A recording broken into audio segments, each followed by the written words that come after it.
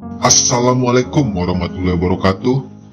Kembali lagi di channel yang masih gak jelas arahnya. Kali ini gue mau membahas dan merangkum alur cerita sebuah film superhero Indonesia yang kembali diangkat di layar lebar, yaitu film Wiro Sableng, Kapak Maut Naga Geni 212, yang mana film ini dibintangi aktor-aktor kawakan Indonesia seperti Vino G. Bastian sebagai Wiro, Yayan Ruhian sebagai Mahesa Birawa, Sherina Munaf sebagai Anggini, Faris Alfarizi sebagai Santiko atau Bujang Gila Tapak Sakti, dan Ruth Marini sebagai Sinto Gendeng, dan masih banyak lagi. Yang menarik dari film ini, karena Indonesia bisa bekerja sama dengan 20th Century Fox, yang berarti film ini sudah masuk standar film Hollywood.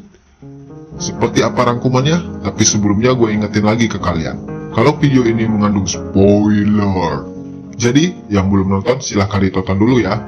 Kalau sudah, saatnya kita lanjut. Film diawali dengan diperlihatkan sekelompok pemberontak yang diketuai Mahesa Birawa sedang menyerang sebuah desa bernama Jatiwalu.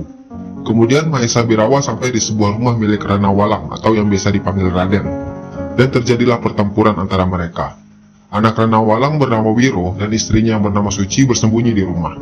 Namun saat Rana Walang kalah, Suci memutuskan keluar untuk membantunya. Namun itu tak merubah apapun.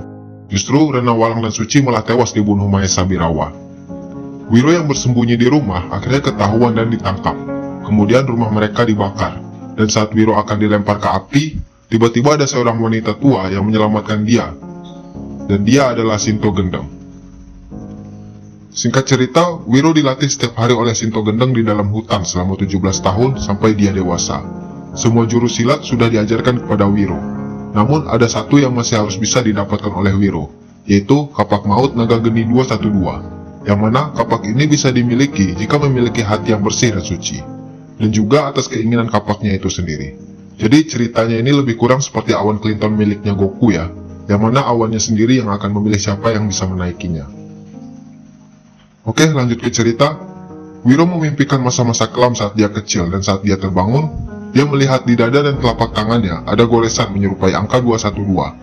Yang memiliki arti kalau di alam semesta ini memiliki dua unsur yang berlainan, namun berpasangan, dan semua bersumber dari yang satu, yaitu Tuhan Yang Maha Esa. Kemudian Sinto Gendeng menceritakan kepada Wiro, bahwa 40 tahun lalu, dia pernah mengangkat seorang anak laki-laki seperti Wiro, dan menjadi harapan untuk menjadi pewaris Kapak Maut 212. Namun, harapan yang besar juga menjadi kekecewaan yang besar, karena di suatu hari, saat Sinto Gendeng pulang, dia melihat muridnya mencuri Kapak Maut 212 yang kemudian dihadang oleh Sinto Gendeng. Dengan rasa kecewa, Sinto Gendeng mengusir muridnya itu, dan dialah Mahesa Birawa. Kemudian Wiro ditugaskan untuk mencari Mahesa Birawa tersebut. Kemudian scene berpindah ke sebuah desa bernama Kalijaga. Sang raja bernama Kamandaka mendapatkan kabar kalau sedang ada pergerakan mencurigakan menuju desa. Sang raja sangat khawatir, karena Putri Rara Murni dan pangeran masih berada di perjalanan pulang kembali dari berlatih. Kemudian penasehat raja meminta untuk mengerahkan panglima untuk menjemput pangeran agar bisa sampai dengan selamat. Perjalanan Wiro pun dimulai. Di perjalanan, Wiro dihampiri oleh seorang pria tua pemabuk berjuluk Dewa Tuak dan muridnya bernama Anggini, dan menyuruh Anggini untuk mengikuti perjalanan Wiro untuk mencari Mahesa Birawa.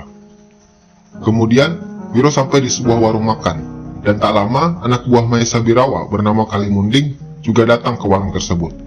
Dan mendengar Kalimunding mengatakan nama Mahesa Birawa membuat Wiro Sableng menjadi kaget. Tak lama pangeran yang ternyata si Madun dan pasukannya juga sampai di warung tersebut, dan membuat Kalimunding dan pasukan pelindung pangeran terlibat pertarungan, yang akhirnya membuat Wiro ikut bertarung, dan terjadilah pertarungan antara Wiro dan Kalimunding yang dimenangkan oleh Wiro. Sedangkan di sisi lain, pangeran dan Rara Murni berhasil kabur menggunakan kuda. Namun salah seorang anak buah Kalimunding terus mengejar mereka. Kemudian Wiro pun ikut mengejar mereka, dan sampailah di sebuah hutan sunyi, dan di sana Wiro bertemu dengan Babe Cabita. Dan sampailah di sebuah hutan sunyi, dan di sana Wiro bertemu dengan Santiko yang ternyata sudah menangkap mereka dan mengikatnya di pohon yang berada di pinggir jurang. Dan akhirnya mereka jatuh ke sungai yang berada di dasar jurang. Di sini Anggini juga sudah berhasil mengejar Wiro ya, yang mengira kalau Santiko itu adalah Mahesa Birawa, jadi dia langsung menyerang begitu aja saat Wiro dan Santiko sedang bertarung. Sedangkan di sisi lain, sang pangeran tertangkap oleh anak buah Kalimunding. Sedangkan di markas Mahesa Birawa ingin mensabotase dan menghancurkan kerajaan yang ternyata dibantu oleh orang dalam dari kerajaan. Dia adalah panglima kerajaan yang diutus penasehat untuk menjemput pangeran. Yang kemudian terjadi perselisihan dengan anak buah Mahesa lainnya bernama Ki Pranalewu. Gue nggak tahu namanya sih. Kalimunding kembali ke markas dan mengadukan keberadaan seorang pendekar kapak maut naga geni bernama Wiro dan membuat Mahesa Birawa terkejut. Kemudian Mahesa menyuruh salah seorang anak buahnya untuk mencari keberadaan Wiro. Kemudian scene kembali berpindah ke Wiro yang tiba-tiba didatangi oleh seorang wanita yang bernama Bidadari Angin Timur, yang mengatakan kalau Wiro harus menyelamatkan negeri ini dari pertumpahan darah, karena pendekar golongan hitam dipimpin oleh Mahesa Birawa, yang mana ini menjadi keterkaitan dengan Wiro Sableng.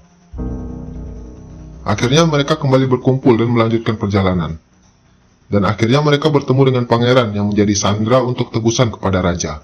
Namun saat ingin membebaskan sang pangeran, mereka dihadang oleh anak buah Mahesa yang bisa menghipnotis mereka dengan racun. Kemudian Wiro disadarkan Anggini dan meniup kapak maut sehingga sang musuh menjadi ketahuan. Di sini efek pertarungannya keren banget sih. Gua mikir ini udah kualitas Hollywood banget sih.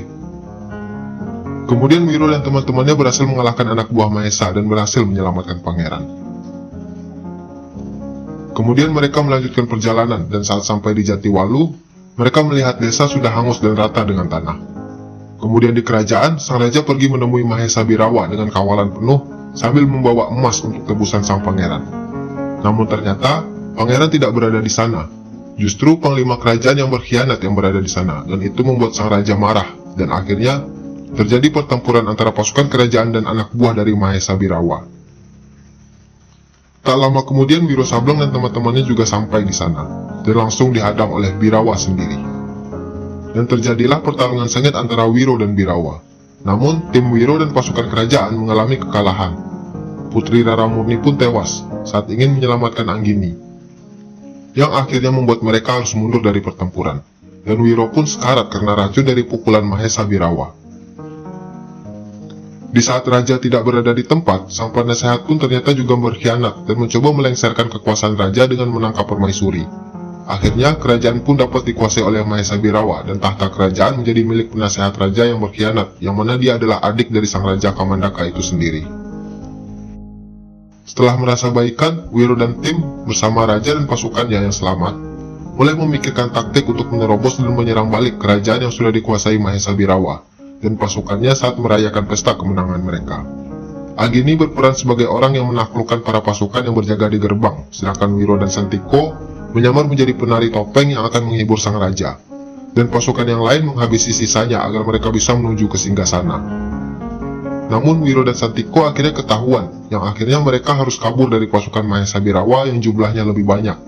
Dan akhirnya satu persatu prajurit Mahesa dapat dikalahkan Wiro Sableng dan berhasil menyelamatkan permaisuri. Kemudian mereka langsung mencari Mahesa dan yang lain ke singgasana. Dan mereka satu persatu menemukan musuh yang seimbang. Santiko bertarung melawan prajurit cambuk api. Dewa Tuak yang kebetulan datang juga bertarung melawan anak buah Mahesa yang lain. Anggini melawan Ki Pranalewu yang akhirnya dapat dikalahkan semua. Dan mereka berhasil masuk ke singgasana. Raja Kamandaka langsung mengejar adiknya Borkowali. Sedangkan Wiro harus bertarung 1 lawan 2 dengan Mahesa dan Kalimunding. Raja Kamandaka berhasil mengalahkan adiknya Borkowali, sedangkan Wiro Sableng akhirnya berhasil mengalahkan Kalimunding dan membuat Mahesa menjadi was-was.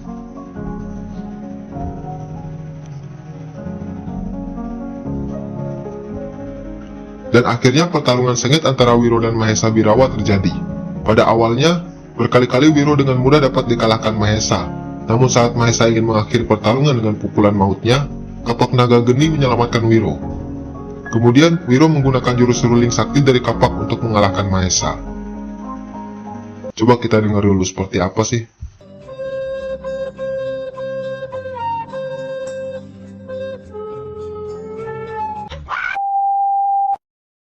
Karena Wiro Sableng berhasil memberikan feedback, Mahesa menjadi semakin marah. Dan berkali-kali Wiro mencoba namun tetap kalah. Akhirnya, Anggini dan Santiko datang untuk membantu Wiro. Dan dengan sekali tebasan, Mahesa pun tewas di tangan Wiro.